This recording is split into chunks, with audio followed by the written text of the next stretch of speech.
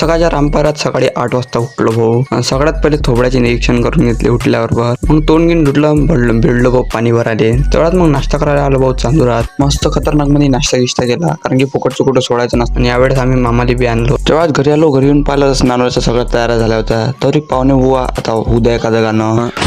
गडी झाला उतावळा, जीव जळ तोळा तोळा. गडी झाला उतावळा, जीव जळ तोळा तोळा. म्हणे आता मला सोसवत नाही. तिचा धरू जाता हात केला, अंधारानं घात गेला धाडकन खाटल्याच्या खाली.